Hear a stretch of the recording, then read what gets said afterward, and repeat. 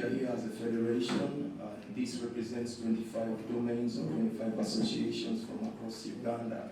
So you might see a small number here, but we have a fully elected leadership, and we represent the entire music regions of Uganda, from Sebei to as far as Karamoja back to Kampala. So the reason why we're here is we are musicians, and we have been called a lot of names. We have been misrepresented in society on a lot of things. We are tired of being called beggars. We musicians don't construct buildings and all these things. We construct intellectual property.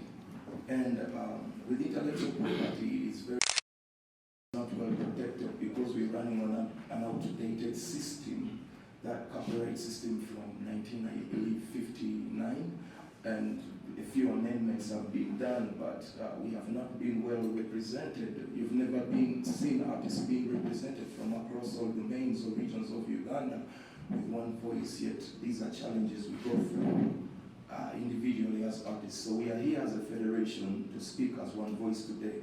I want to bring to your attention that our collateral is seated inside an outdated copyright law. Right now the world is going digital. So our collateral is not protected inside that law. There's been introduction of a lot of digital devices. We must agree that music and art is part of our culture. But the only thing I earn from, the only thing I managed to earn from, to do what I do, to look after my family, to be stage. Even if I'm sick, this makes me feel so bad, but we don't get sick. I go to the hospital, they put a cannula on, and then they drive me to Ginger to perform.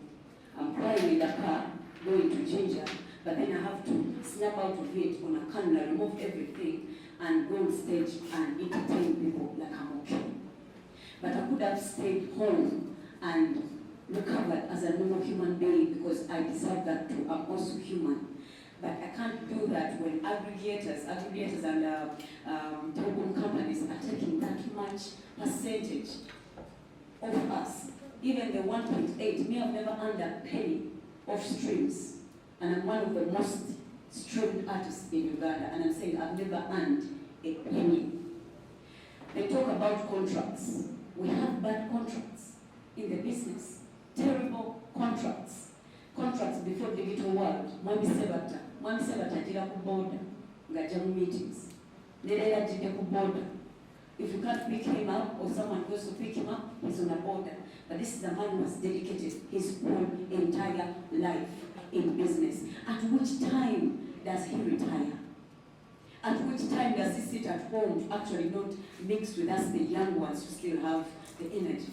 But he can't retire. He needs to move with us everywhere so that he fights for his rights. Because he does not have a penny. Because the only way he gets money is on stage. And right now, is Kadonkam selling? No. But are people listening to Kadonkam at home every day? Yes. So, Mwami Sebata has a contract with people before the digital era.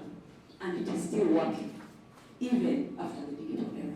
It works both digitally, from the new devices, new technology, new streaming technology. Like for example, they say Lord Fred Sebata, that's a man that could be a rich man still earning from home if this law was in place, or if intellectual property was protected and recognized fully across the nation as the pain of all artists from all regions. So even our dead brothers can't go to school. All of you enjoy Moza Radio's music and so many more. But how do you expect these kids to go to school? His protection is only if this law comes to place and intellectual property is protected. I can spend my whole entire lifetime working, but I can't even go to a bank and prove my earnings because I'm earning off stage. But if this is in place and royalties are working and collab tune percentages are operating properly, and we are enforcing copyright, the government, we are here to build our needs around government. The government is losing a lot of uncollected revenue through music piracy, through the lack of emphasis of their private copy levy, which protects the mechanical rights. Like for example, when you download a song on your phone, a lot of you have our music on our phones. One honorable said he doesn't even know how it gets there. So when you have that music on your phone, you have what they call a private copy. So you actually have a copy of my song, but there is no way to tax that. But unless this device is taxed at the port of entry, which will be a contribution to the tax of government, and also a good way to preserve and protect our musical art as part of our culture from piracy and different leakages. So there is billions uncollected due to this copyright and piracy and so many and other very big organizations operating without licenses, other platforms, digital platforms, publishing our music without licenses. They are not monetized. Our music has become free. And at this point, you must agree that music has become a utility in our homes. We consume it like water, like electricity. If we can preserve, though it's a service. So if you guys enjoy the service, this is something we can do without. A lot of you have never been to your homes, but my music is there. And I spent sleepless nights creating this. It's not easy to stay competitive. So for me, I signed a contract when I was still young, 23. And I was excited. Dimak is taking my music. My manager said, I'm sending you their contract, just sign it. I'm thinking, he said, yeah. Yes, I didn't read through. Why? We don't even have a system that protects a musician in Uganda. We don't have that. We don't have a board that protects us, where we can go to and say, hey guys, I'm being robbed. We don't have it. So we need a body in the state, in the government, that protects us, where we can come into the parliament and say, where is our office? It's right there. Let me go and report. We don't have it. We are there hanging on social media. That's why you're seeing people getting on drugs and dying. And everyone is like, oh, they drink too much, they smoke too much, they use a lot of drugs. No, it's frustration. It's sadness. It's sickness to the core of investing since you're 14 and you're 33, and the only way you can make money is standing on stage physically, which is not sustainable. Because I'm 33, I want to start a family, but I can't start a family. Because 4 months after starting a family, you went, Carol Casita was on stage when she's pregnant. The moment she gave birth, she had to come back on stage. We are human. Even normal people take leaves, but we can't even take a leave, but there's someone collecting your money each and every day. I have more than 100 songs. There's someone collecting my money, but I've never earned a penny.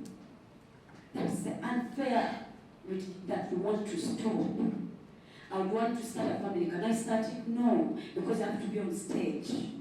So we need the parliament and the government to come and help us and enforce these things and destroy all the bad contracts that have been there, and then we restart afresh. I'm a musician. I would like to first of all thank Honorable for saying a very important statement. This is a very vulnerable industry that is going through a lot for the last so many years. Some of us are just 6 years old in music. Our elders have been here for a couple of years. But for me, what I want to point out is that we have come to the people that we need help from. These are the lawmakers. And partly, the government is part of the problem. We must appreciate as is.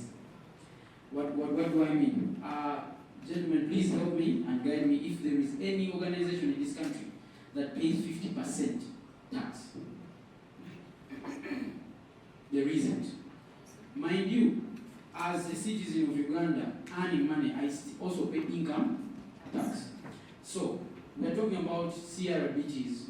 Government takes 50%. Ridiculous. 50%. But the little I get, the 1.8%, you still come and take 18% of it. And 18% from every other thing that I make money off from the music. So we must call this what it is, and we need your help. Because for all I know here, maybe 70 all of us are parents. And my father never decided that I would be a musician.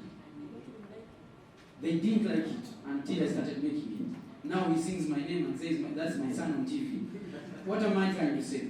You have no control what your son is going to be tomorrow, or your daughter. I think if they turned out to be me or Shiba, you'd want them to find a better state. That's my submission.